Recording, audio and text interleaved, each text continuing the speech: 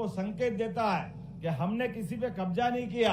और यशस्वी प्रधानमंत्री के नेतृत्व में जोरदार अभिनंदन करो नरेंद्र मोदी जी के शासनकाल में, जिनने समय के साथ ऐसी कई चुनौतियों को पहचाना भी है, इसलिए लगातार सब सेक्टर में काम कर रहे हैं। देश के अंदर रोजगार बढ़े उस पर भी काम कर रहे हैं, इकोनॉमी सभी सेक्टर से आगे बढ़े उस पर भी काम कर रहे हैं, लेकिन सेना को भी समर्थ बना रहे हैं और भारत सामर्थ्यशाली बने इस पे भी काम कर रहे हैं। इसलिए सेना की ताजगी के लिए ये भले हमारे विरोधी कुछ भी के, इनको अग्निवीर योजना भारी पड़ती है, लेकिन ताजा दम सेना के लिए अग्निवीर योजना स्थापित की। जोरदार अभिनंदन करो, इनका नाम नरेंद्र मोदी है।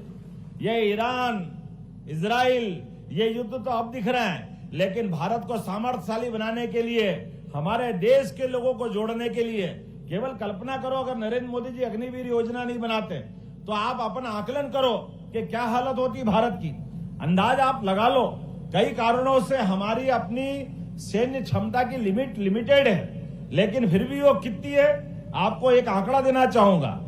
142 करोड़ के देश में, अब 145 बताते लोग, 145 मान लो, 145 करोड़ के देश में भारत अभी वर्तमान में चौथी अर्थव्यवस्था के पास पहुंचा है। आर्थिक रूप से कमी नहीं है। अरे सोने चांदी की तो बात ऐसी है, जामनगर में परसों गरबा देखते तो हमारी 1000 बहनें 1-1 किलो सोना पहन के नाच रही थी। ये भारत है, ये आनंद हमारे बीच में। गरबे में बहनों वहां शर्त लगाई कि 1 किलो से जो ज्यादा सोना पहन के आएगी वही बहनें गरबा करेगी, तो 1000 से ज्यादा बहनें अकेले जामनगर जिले में आ गई। ये है भारत और भारत की ताकत। अभी हमने रिजर्व बैंक का तो बात ही नहीं करी। समाज के अंदर इतना धन है, धन की कमी नहीं है, लेकिन धन से ज्यादा सामर्थ्य की जरूरत है। लेकिन सैन्य क्षमता में अभी देश की केवल 13.5 लाख हमारी सैन्य क्षमता है, और हमारी सब प्रकार की फोर्स जोड़ लो, जो सभी प्रकार के हमारे पैरामिलिट्री से लेकर के सारे लोग, ये केवल 40 लाख है।